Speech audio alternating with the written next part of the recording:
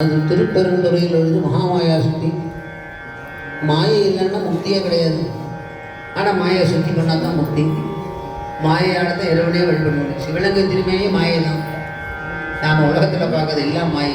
அந்த மாயை இருந்தால்தான் மாயிலிருந்தே வழிபட முடியும். விஷத்தால் இருந்தது வைரத்தால் இருக்கிறவன் மாயையால் வெல்ல வேண்டும் என்பது இது திருப்பதி விளக்கம் சொல்லுது.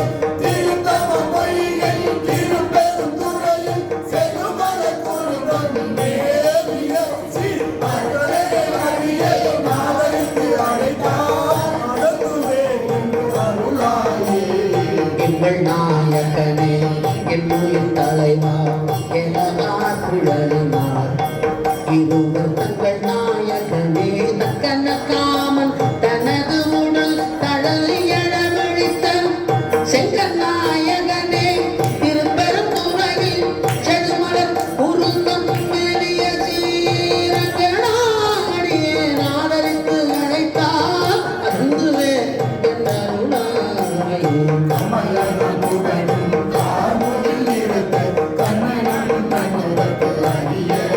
அரிய விமலனே நமக்கு வெளிப்படாய் என்ன இருந்தடல் வெளிப்பட்ட எல்காய்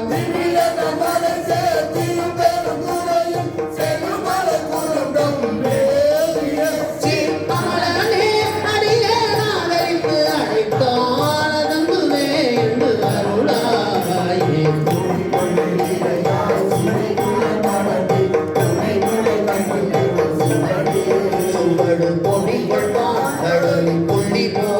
இரண்டு பொங்கொடி தங்கு மார்பினே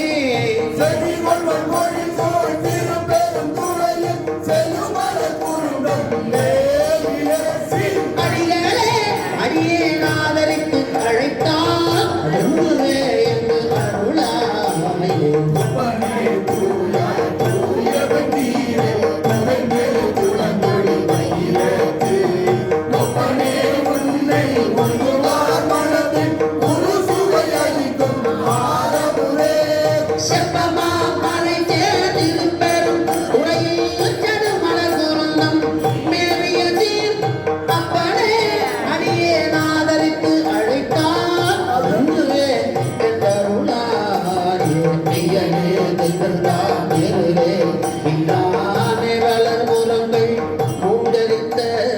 ஐயனே காலால் காலனை காய்ந்த கடுந்தளம் பிழப்பைனே செய்யனே செல்வ திருப்பெருந்துறையில் செடுமலர் உருண்டம் மேலிய சீர் ஐயனே ஆதரித்து அழைத்தான் அருந்துவே என்று அருளாயே முத்தனே முதல்வா முக்கண்ணா முனிவா